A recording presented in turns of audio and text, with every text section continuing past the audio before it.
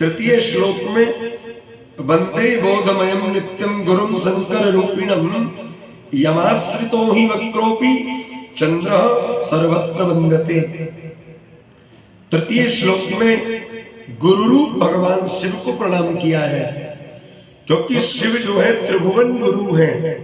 तुम त्रिभुवन गुरुवेद बखाना, तुम त्रिभुवन के गुरु हो, आप नित्य बोध कराने वाले हैं।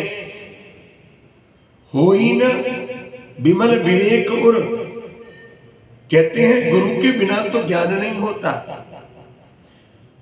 गुरु बिन भवनिधि तरई न कोई, जो बिरंच शंकर सम होई। शंकर के समान ही कोई क्यों न हो, बिना गुरु के तो ज्ञान नहीं होता।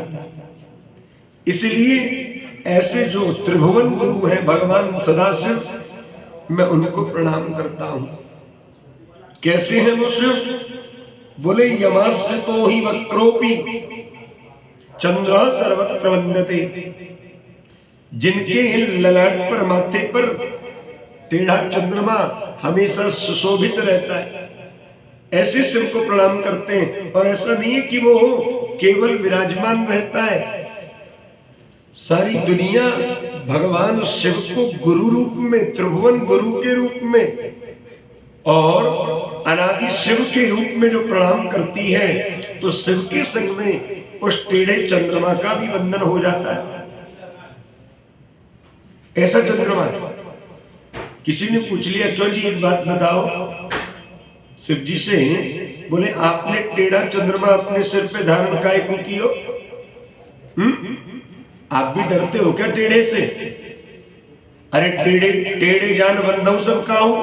टेढ़े व्यक्ति को जान करके तो लोग दूर से दंडवत करते, भैया राम बचाए इनसे। तो आप भी डरते हैं क्या? शिव जी बोले नहीं नहीं ऐसी बात नहीं है। तो फिर क्या बात है आपने? अरे चंद्रमा में तो बहुत दोष है, वो घटता है बढ़ता है, उसमें गुण तो कम है, दोष ज्यादा है। तो भगवान शिव ने बड़ा सीधा और अद्भुत जवाब दिया। बोले देखो, माना कि ये टेढ़ा है, ये घटता है, ये बढ़ता है, इसमें बहुत दोष है, लेकिन इसमें एक सद्गुण है। और सद्गुण क्या है? बोले सद्गुण ये है कि इस चंद्र के नाम का प्रयोग मेरे भगवान के नाम के संग में होता है। इसीलिए राम जी का नाम है रामचंद्र, कृष्ण भगवान का नाम क्या है? कृष्णचंद्र। इसीलिए भगवान के नाम के संग में इसका नाम जुड़ा है, इसलिए हमने इसको माथे पे धारण किया है। और कहते हैं जिसका संबंध भगवान से हो जाए, जिसका स्पर्श भगवान कर ले, वो पापी नहीं हो सकता, वो टेढ़ा नहीं हो सकता, उसमें फिर कोई दोष हो ही नहीं सकता, बल्कि वो सर्वथा निर्दोष हो जाता है।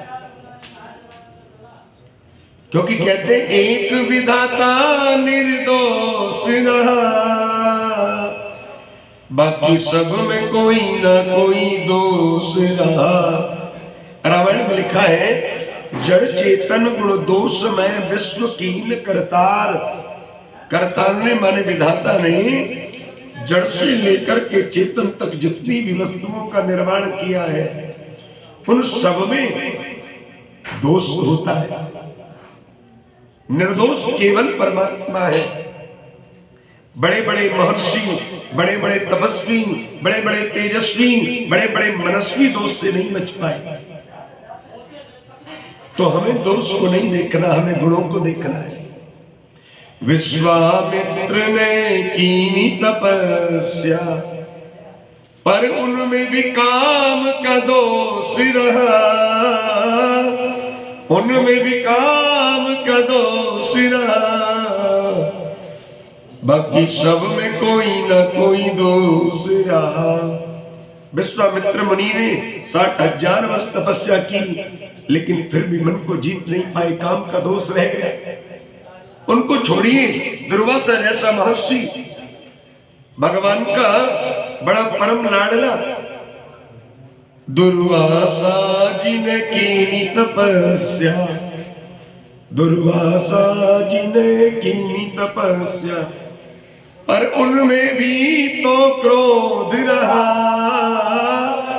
उनमें भी तो क्रोध रहा, एक विधाता निर्दोष रहा, बाकी सब में कोई ना कोई दोष रहा, बाकी सब में कोई ना कोई दोष रहा। तो कहते हैं परमात्मा का सानिध्य जिसको मिल जाए, परमात्मा कहते हैं मेरे दर्शन मात्र से समस्त पाप नष्ट हो जाते हैं। और जिसको स्पर्श मिल जाए, जिसका संबंध भगवान से जुड़ जाए, फिर तो कहना क्या, फिर तो निवेदन कौन क्या कर सकता है। तो कहते हैं ऐसे परमात्मा गुरु स्वरूप भगवान सदाशिव को भी मैं वंदन करता हूं, प्रणाम करता हूं।